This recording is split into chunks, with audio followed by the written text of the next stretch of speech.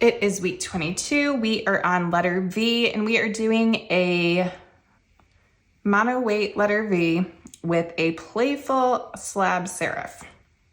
So to start this one, it's a letter with a lot of symmetry. So we'll draw half and duplicate it and then do our other side really easily. So I have a new layer here. I've got my monoline brush. It's a pretty good size there. And I want to draw two lines that are at the same angle. So I'm going to draw one from here to here using I'm going to go down 5 so it's the same as the other letters. So I'm going to angle it about there. And then to make sure my next line is exactly the same angle, I'm going to swipe left and duplicate and slide it over to about there. Okay. So now I'll pinch those two together, and to draw my serif, I am going to draw a bit of a wavy line, just kind of like that. And then I'm just gonna mimic it below, kind of envisioning it in my head. And on that one, I did kind of a smaller serif. It's not the same weight. So it's not quite the full width of one of our grid blocks. And then I'll just bring my line down.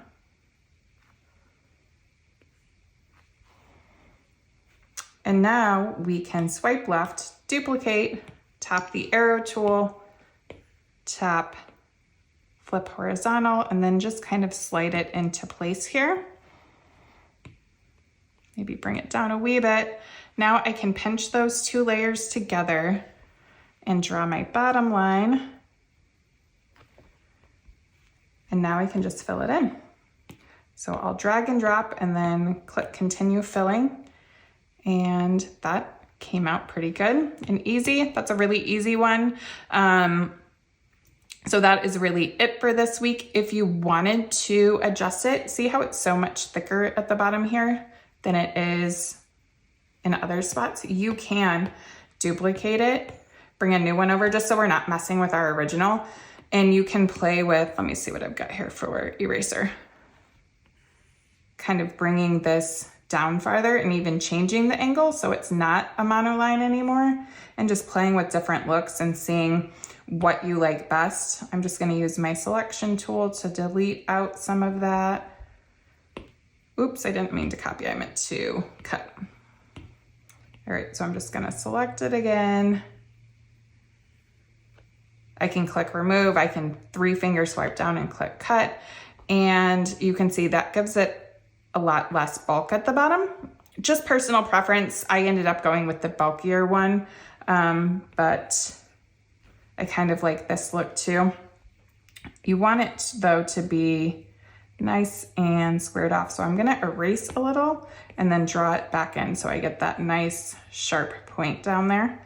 So you can try that and see if you like it better. I do like that as well. I'm gonna stick with this one just because it's what I did originally, but just to show you how you can play with it. And again, like we did in past weeks, you can also click your arrow tool, click freeform, see what maybe it would look like as a more condensed version of the letter, maybe make it short and squat. Now, sometimes that makes your proportions look wonky. So I would always use this as a template and then redraw it so it looks nice.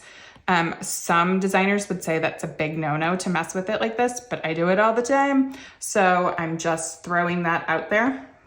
Kind of helps you visualize different variations of a single letter, and you can instantly see what it would look like making little tweaks like that. All right, so let's copy and paste this. And I think we're another row down. We've got one row to go, and you can kind of see, whoa, how our overall piece is now taking shape.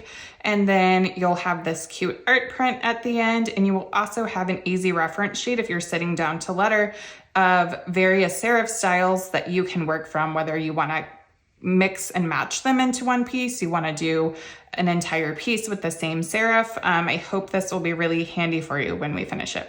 I will see you next week for letter W.